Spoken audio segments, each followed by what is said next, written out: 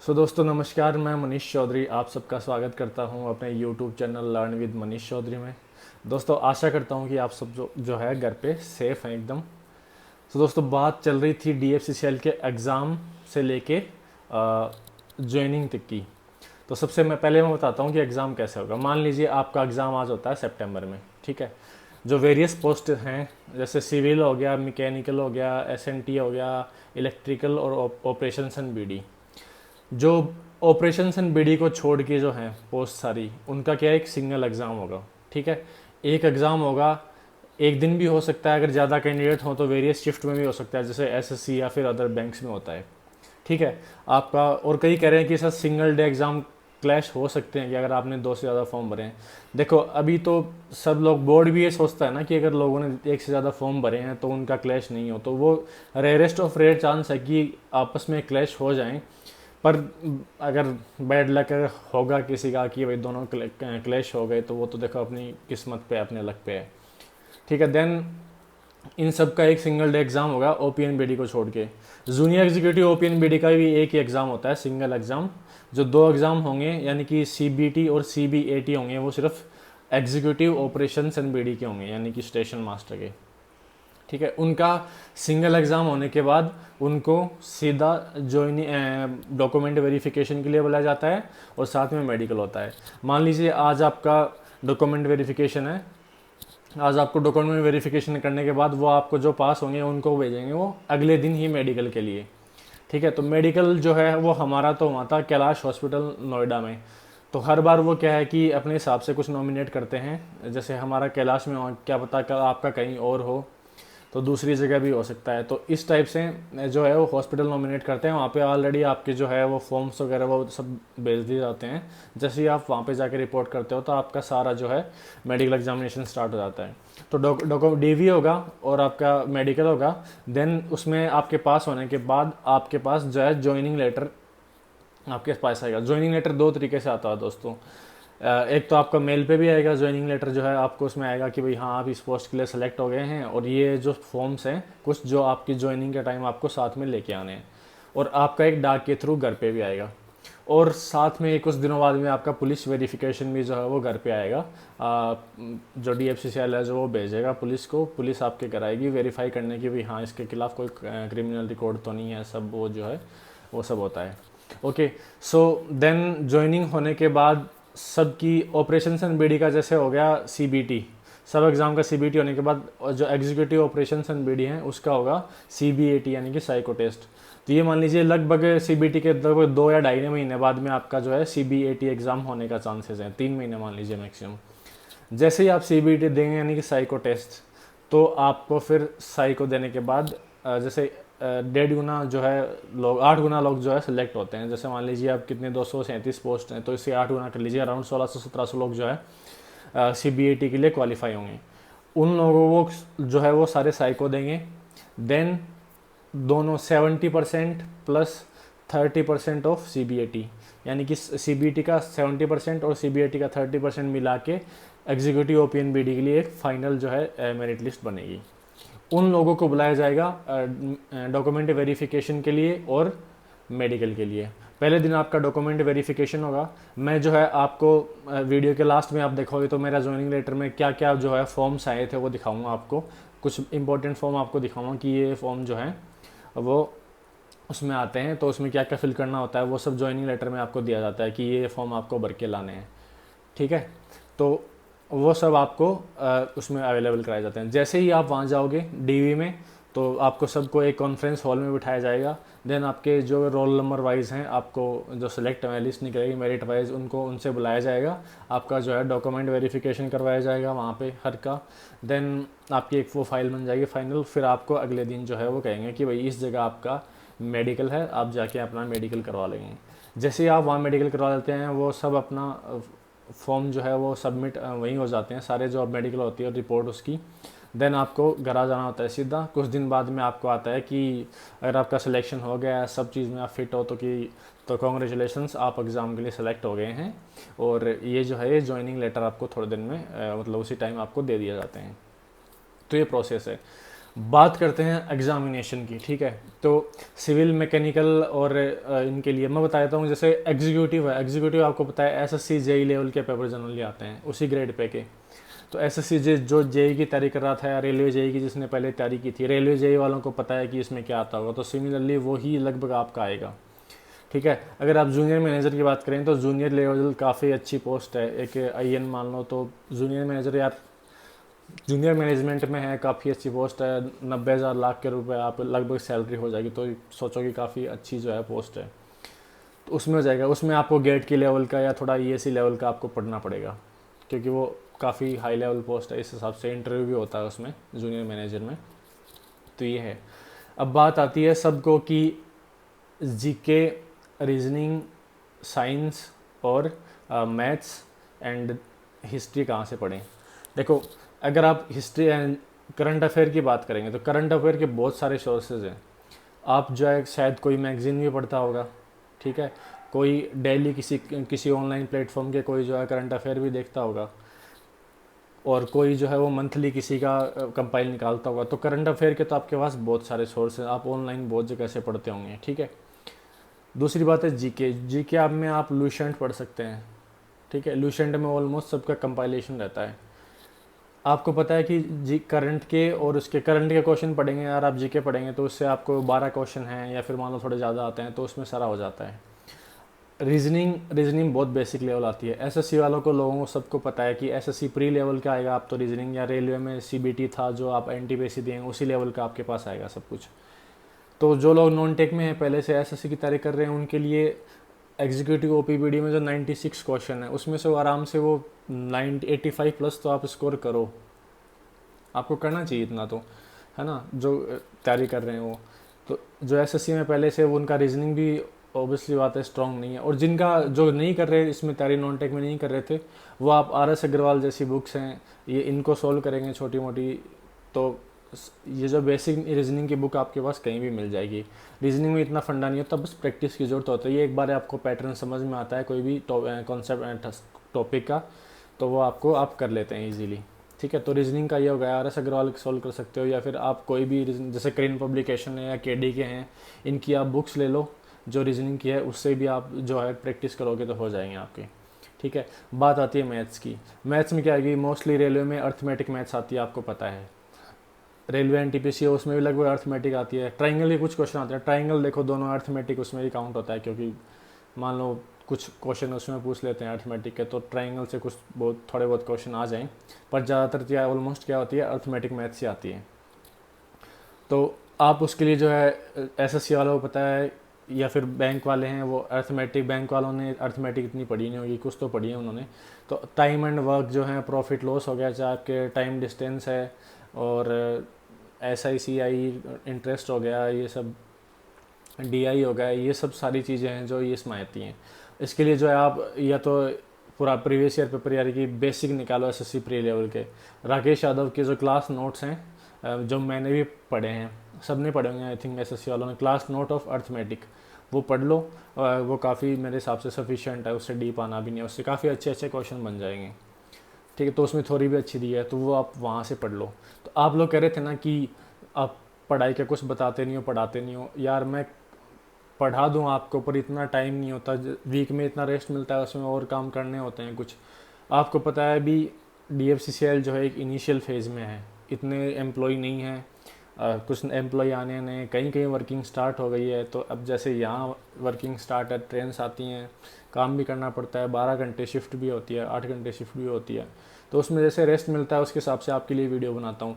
मैं आपको पढ़ा दूँ, मेरे कोई इशू नहीं है, पर जैसे टाइम मिलेगा तभी तो पढ़ाऊँगा ना, आप यकीन तो रखो उसको। मैं सोच रहा हूँ कि आपको फर्दर चीज़ों के लिए गाइड कर दूँ। कुछ लोग कहते हैं सर पढ़ाते नहीं हो, तो पढ़ाऊँ, जब भी मैं टाइम मिलता हूँ यार मैं आपको पढ़ाऊँगा, है ना। तो मैं आपको आज बता देता हूँ कि कैसे कैसे किस में क्या कर सकते हो आप। साइंस, आपका साइंस में आप क्या कर सकते हो, साइंस में आप देखो, साइंस रेलवे का रिलेटेड है ना, तो स्पीडी जो है ना, स्पीडी उसको पढ़ लो आप। स्पीडी की जनरल साइंस आती है, और उसमें रेलवे के जो प्रीवियस क्वेश्चन दिए रहते हैं वो सब पढ़ लो, क्योंकि क्या पता DFCCL वहीं से क्वेश्चन उठा ले। रेलवे के जो पुराने पेपर हैं वो आप NTPC के हो या इनके लोको पायलट, ये इनके लगा लो, क्योंकि दोनों एक ही हैं, दोनों का कंडक्ट भी एग्ज़ाम एक ही वो करवाती है, तो वहाँ से क्वेश्चन उठा सकती है। अगर आप रेलवे वाली जनरल साइंस पीडी वाली पढ़ोगे तो उसमें से आपके ऑलमोस्ट फंडे आपके जो है वो क्लियर हो जाएंगे। देन आप लूसेंट से पढ़ सकते हो साइंस, ठीक है, ये हो गया आपके पास। डीएफसी सेल और railway history. DFC cell history तो मैंने 2 क्लासें करा दी हैं, ठीक है, एक क्लास और करा दूंगा आपको करंट अफेयर की, वो आप मेरी जो प्ले लिस्ट में जाके देख लेना। डीएफसी सेल हिस्ट्री वो 2 और एक 3 क्लास, मेरे हिसाब से उस तीनों क्लास के बाहर कोई क्वेश्चन आना नहीं चाहिए, क्योंकि डीएफसी सेल का इतना अभी काम स्टार्ट ही हुआ है, तो इतना कोई बड़ा हिस्ट्री नहीं है कि वो सब आए, ठीक है, तो उसमें हो जाएगा। रेलवे हिस्ट्री में कर सकूँ तो आप कुछ क्वेश्चन आपको जो है स्पीडी के भी सामान्य ज्ञान में मिल जाएंगे, जनरल नॉलेज में, और कुछ आप ऑनलाइन या फिर ऑनलाइन प्लेटफॉर्म की मदद से भी आप कर सकते हो। मैं कोशिश करूँगा कि अब जैसे भी लीव मिलती है तो मैं आपको वो करवा दूँ, ठीक है। तो एक तो ये चीज़ हो गई, हो गया। देन सीआरएम और मार्केटिंग और इकोनॉमिक्स। इकोनॉमिक्स में क्या आता है, देखो टाइप ऑफ इकोनॉमी हो गया, स्ट्रक्चर हो गया, ठीक है, आपने पढ़ा होगा स्ट्रक्चर ऑफ इकोनॉमी, सेक्टर्स मैंने आपको पढ़ाए हैं, 2-3 क्लास करवाई हैं, ठीक है। मार्केटिंग में क्या आता है, type of market, money market, ये सब जो है वो आपको आना चाहिए, ठीक है। देन बात करते हैं सीआरएम में। सीआरएम में कस्टमर वैल्यू हो गया, कस्टमर रिटेंशन हो गया, क्लिक थ्रू रेट हो गया, ठीक है। तो ये कुछ कुछ टॉपिक है जो मेन वो करने हैं, उसके बारे में आपको बताऊंगा। मैं काउंसिल कर रहा हूँ 1-2 लोगों से जो एमबीए किया है उन्होंने, जो ना अच्छी वो जो काउंसलर भी हैं इस मामले, एजुकेटर भी, तो उनको मैं बात करके क्लासेस अवेलेबल कराने की कोशिश कर रहा हूँ कि उनका जो है आपको रेफरेंस दे दूँ, आप सब लोग वहाँ से पढ़ लें। क्योंकि मैं देखो अब मैं करूँगा तो मेरे को सारा जो एक बार पूरा पीछे वाला पढ़ के वापस आपको पढ़ाना पड़ता है और उसमें टाइम लगता है। इस टाइम में इतना टाइम निकालना पॉसिबल नहीं हो पा रहा है, जैसे भी हो पा रहा है मैं आपके लिए वीडियो बना रहा हूँ। तो सीआरएम मार्केटिंग हो गया। सीआरएम मार्केटिंग में अगर आप जो है 24 क्वेश्चन में अराउंड 10-15 क्वेश्चन भी लाते हो, अगर आप 90 के अबव स्कोर करते हो, देन आपके काफ़ी अच्छे चांसेस हो जाते हैं सिलेक्शन होने के, ठीक है। तो इन चारों टॉपिक का मैंने आपको बताया। साइंस का मैंने आपको बता दिया है, स्पीडी करो, लूसेंट पढ़ो, ठीक है। रीजनिंग का बता दिया, RS अग्रवाल जैसी ये बाकी बुक्स हैं ये कर लो, सही है, ठीक है। पढ़ने से होगा। अगर आप ऑनलाइन प्लेटफॉर्म की तरफ भागते जाएंगे कि इसमें मैं देख लूँ, इसमें मैं देख लूँ, वो नहीं होगा। देखो हर एग्ज़ाम में मेहनत होती है, किसने खुद को नहीं खपाया एग्ज़ाम में, होता स्ट्रगल में सब ने खपाया है एक दूसरे को। पढ़ाई करनी पड़ेगी, भागने की ज़रूरत नहीं है। जो आपके पास बुक्स हैं, क्या आपने वो तो पढ़ ली कि आप ये सोचो, तो जो है भागने की ज़रूरत नहीं है। पढ़ो सारा जो आपके पास मटेरियल है, बुक्स हैं, आपको ही पता है साइंस क्या है, आपके पास साइंस की बुक भी होंगी और एग्ज़ाम के लिए आप पढ़ते हो, सिमिलरली साइंस के लिए भी पढ़नी पड़ेंगी, ठीक है। देन मैंने नॉन टेक का आपको बता दिया, रीजनिंग मैथ्स बता दिया, अर्थमेटिक ही आएगी मोस्टली, वो कर लो आराम से। 24 क्वेश्चन आ रहा है मैथ के, काफ़ी अच्छा वेटेज है। 96 में 80-85 के अराउंड तो लेके आओ। बाकी अगर वो जो 24 क्वेश्चन है वो आपके लिए नए हैं, क्योंकि आप SSC तैयारी कर रहे थे, सिमिलरली मैं भी कर रहा था, उतने दिनों में मैंने भी थोड़ा थोड़ा ही पढ़ा। सीआरएम मार्केटिंग जो भी टॉपिक मिले वही देख पाए, क्योंकि पहले कोई कंटेंट अवेलेबल भी नहीं था, पता ही नहीं था एग्ज़ाम का पैटर्न कैसा होगा, तो जो मिला थोड़ा बहुत वही पढ़ा। अब तो जो है प्रीवियस ईयर पेपर भी आपको पता है उसमें कि किस टॉपिक से कैसे क्वेश्चन आ रहे हैं, तो आप पढ़ सकते हो।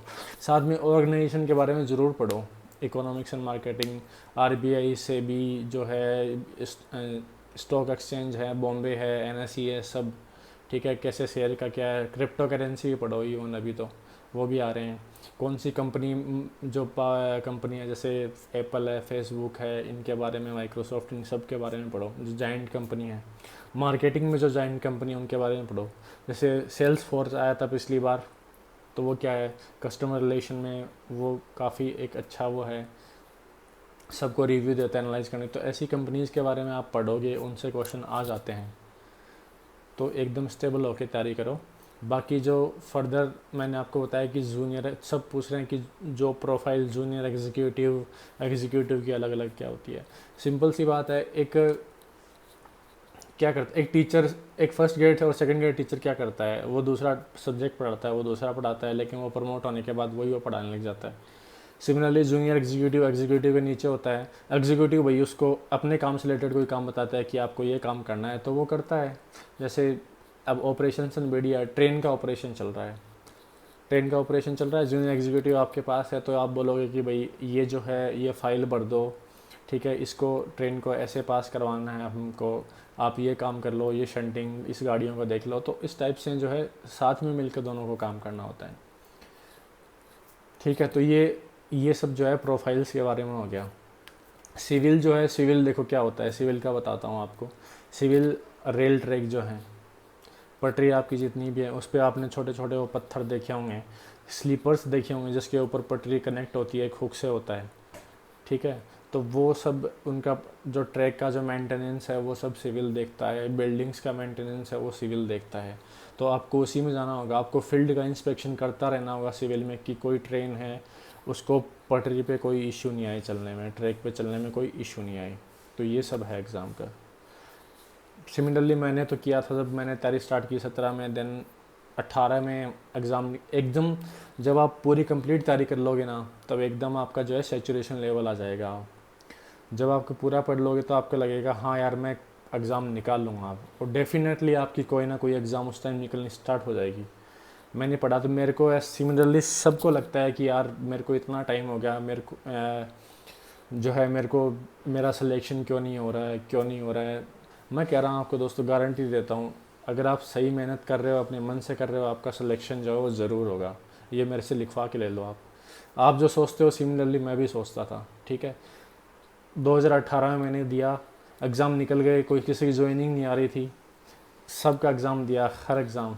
ठीक है, सब में निकाला, CGL हो चाहे CPO हो, CPO फर्स्ट अटैम्प्ट में निकाला, CGL भी निकाला, CHSL हो, सब में MTS, उनमें भी मतलब काफ़ी अच्छे नंबर है, पर मैं उसको छोड़ दिया। अब अगर ये जॉब मिल गई तो उनका क्या DV कराने से कोई मतलब नहीं है। तो ये तो आपके एग्ज़ाम निकल जाएंगे, यकीन करो। बात है इस DFC सेल में जॉब में साथ में तैयारी करने के। देखो यार, आप चाहे रेलवे में चले जाओ चाहे DFC सेल में आ जाओ, सही बता रहा हूँ, जॉब टाइम में आपको कुछ भी टाइम नहीं मिलेगा पढ़ाई करने का। अगर आप 8 घंटे की ड्यूटी है या 12 घंटे की ड्यूटी है, आपको टाइम नहीं मिलेगा पढ़ने के लिए उसमें आपके। बाद में अगर आपका वीक में रेस्ट होता है उसमें आप पढ़ सकते हो। ठीक है, मान लो जहाँ अगर आपके SM में 8 घंटे ड्यूटी है, आप 8 घंटे बाद में फ्री हो जाओ, अगर आप में विल पावर है तो आप पढ़ सकते हो, आपको कोई मना नहीं करेगा। ठीक है, पर 8 घंटे में, क्योंकि रेलवे में तो यार आप बात करते हो कि रेलवे की SM की नौकरी भी जो है रेस्पॉन्सिबिलिटी होती है हर डिपार्टमेंट की। एक ट्रेन को जो है हर तरीके से सेफ़ चलना, वो ये भी देखता है कि ट्रैक में कोई इशू नहीं है, वो ये भी देखता है कि OHE वाला वायर जो है वो जिससे ट्रेन चलती है उसमें कोई इशू नहीं है, वो ये भी देखता है कोई सिग्नल ख़राब तो नहीं है। कोई भी ख़राबी होने पे उस डिपार्टमेंट को रिपोर्ट करता है। तो ये देखो कि उसके पास रिस्पॉन्सिबिलिटी है। रेलवे में बड़े बड़े स्टेशनों पे एक एक दिन में 90-90, 100-100 ट्रेन चलती हैं। तो स्टेशन मास्टर एक रेस्पॉन्सिबिलिटी वाली जॉब है। कुछ लोग सोचते हैं कि एकदम सिविल, हाँ जिनको सिविल पसंद है, जिनको वर्कलोड हर जगह है, इवन यहाँ भी है।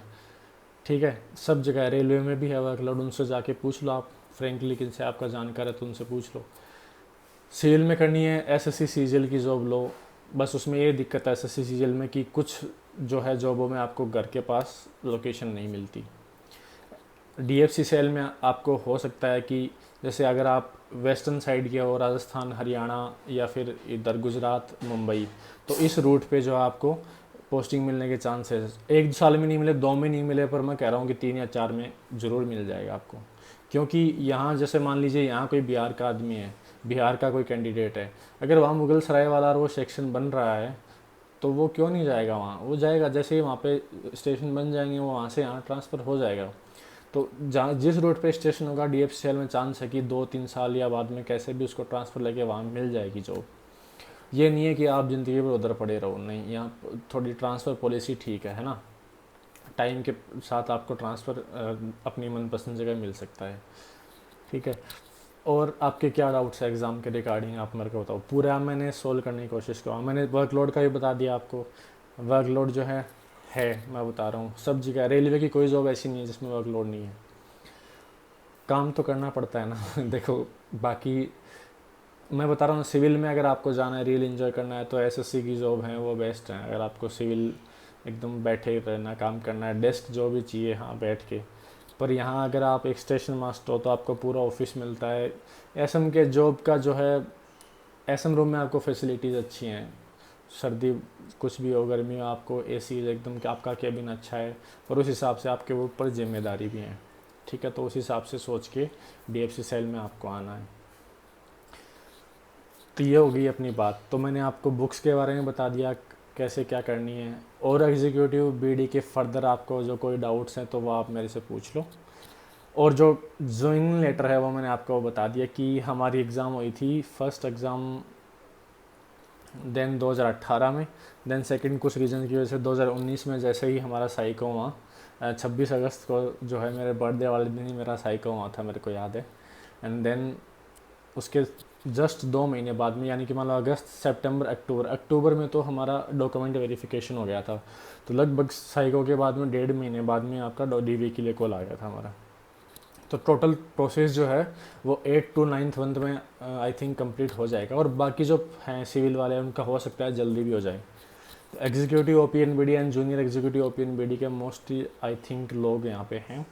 फर्दर आज दोस्तों मेरे से जुड़ सकते हैं, एसएससी की गाइडेंस के लिए भी मैं आपको बता दूंगा। ठीक है, सीपीओ में और सीजीएल में काफ़ी अच्छे अच्छे नंबर आए हैं ना, तो रैंक भी सीपीओ में तो काफ़ी अच्छी है, 2 डिजिट में रैंक है, तो काफ़ी ऐसे खुशी मिलती है कि हाँ तैयारी की थी। तो एसएससी वाले लोग भी मेरे से जुड़े रहे हैं, फर्दर हम एक साथ मिलके जो है इसको बना देंगे। जब मैं जॉब नहीं लगाता तो सेम बता रहा हूँ, आपकी जो हालत है, आपको लगता है बेरोज़गारी, सेम मेरी भी हालत थी। मैं भी ये सोचता था यार किस दिन नौकरी मिलेगी, कोई छोटी भी मिल जाए, तो लास्ट में ऐसा हो जाता है। पर नो, छोटी के साथ कॉम्प्रोमाइज़ नहीं करना है। You have the ability, you have the capability and you can do it, trust me दोस्तों। अगर आप मेहनत कर रहे हो, डेफिनेटली मैं कह रहा हूँ आपको सक्सेस मिलेगी। ठीक है, मैं आपको कोई फॉल्स गाइड नहीं कर रहा कि मैं बड़ा चढ़ाई करूँगा डीएफसी को। मैंने आपको साफ साफ बताया, वर्कलोड है, जॉब के टाइम आपको टाइम नहीं मिलेगा, ट्रेन्स का ऑपरेशन है, रिस्पॉन्सिबिलिटी है। रिस्पॉन्सिबिलिटी होता है तो थोड़ी पावर भी होती है स्टेशन पे। ठीक है, आपको सब जानते हैं स्टेशन पे, वो बात है, पर उसी हिसाब से आपको डलना भी पड़ेगा। तो आज आप मैं जॉइनिंग लेटर में दिखाता हूँ कि किस टाइप के फॉर्म्स आते हैं, क्या क्या उसमें दिखाया जाता है, क्या क्या आपको लाना होता है। उम्मीद कर रहा हूँ कि ये वीडियो आपके लिए जो है बहुत बेनिफिशियल रहेगा। ठीक है, तो एग्ज़ामिनेशन का मैंने आपको बता दिया, 6 से 8 महीने में या 9 महीने में आपका जो है कंप्लीट एग्ज़ाम हो जाएगा। एंड देन आपको अलग अलग यूनिट्स में भेजा जाएगा ज्वाइनिंग के बाद में। पर अपनी जो है जहाँ भी कॉरिडोर बनेगा उसके आसपास आपको पोस्टिंग मिलने के चांसेस रहेंगे। बस ये एक पॉजिटिव बात यहाँ पे है कि घर के पास पोस्टिंग मिल जाएगी, ये सबसे पॉजिटिव बात है ना। तो दोस्तों उम्मीद करता हूँ कि आपको ये वीडियो पसंद आया है। तो आप आगे जो है उसमें आप देखेंगे, जो नेक्स्ट आप देखेंगे कि इसमें मैंने आपको ज्वाइनिंग से रिलेटेड जो है वो डॉक्यूमेंट्स दिखाएं कि क्या क्या ज्वाइनिंग लेटर में आता है, क्या क्या लिखा आता है। तो एक जॉब वो लगती है तो अलग ही खुशी मिलती है सबको, आपके घर वालों को। तो आप जो है ऐसे ही पढ़ते रहिए, और आगे जो है ये जो मैं ज्वाइनिंग लेटर का वाला दिखाने वाला हूँ वो देख लीजिए। फर्दर आपके कोई डाउट्स हैं तो आप मेरे को जो है मैसेज कर सकते हैं। मैंने बहुत सारे लोगों को इंस्टा पे मैसेज किया, जैसे ही टाइम मिला है मैं 5-7 3-4 दिन बाद में भी उनको मैसेज करके बता रहा हूँ। सो दोस्तों इंस्टा पे जुड़िए मेरे से, फेसबुक पे जुड़िए, कि एक बार चैनल को लाइक शेयर एंड सब्सक्राइब भी कर दीजिएगा। सो दोस्तों मैं आपको बता रहा था कि जो ज्वाइनिंग लेटर है वो 2 तरीके से आता है। ठीक है, एक तो आपका आता है कि बाई पोस्ट